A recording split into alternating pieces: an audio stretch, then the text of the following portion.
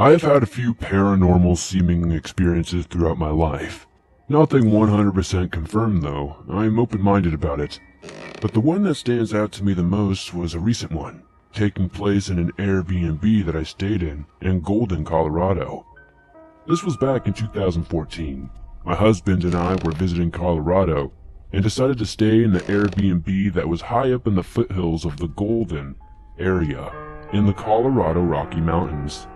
Golden is a beautiful town, old and founded during the Pikes Peak Gold Rush of 1859. I have no idea of how old the house itself was, probably not incredibly old, but it sat on land right above a railroad line which felt ancient.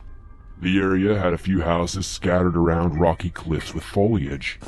We found some random objects strewn about up in the rocks just down the road from the house. It was part of the property. I thought I had more photos, but I guess I must have deleted them. But I do have a few that I found recently. I did not touch any of them, just photographed them. We were there for maybe a week. There was this beautiful house with amazing views.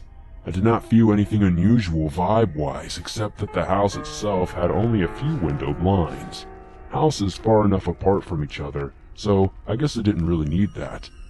I occasionally thought I could feel someone inside looking in, even in the daytime, though there was never anyone there. Again, it wasn't really spooky vibes though. Anyway, the last night we were there, my husband passed out on the couch with a bit of altitude sickness. I was about 10 to 15 feet across the room, packing up our things for our flight the next morning. As I'm folding a shirt, I feel what feels like a hand slowly coming down under my right arm. Under my armpit, as if it were coming around to grab me or hug me.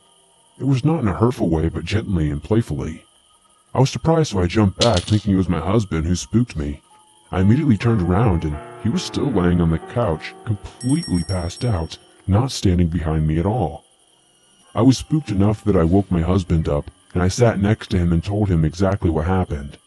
I remember even him saying something like, "I never do this, right?"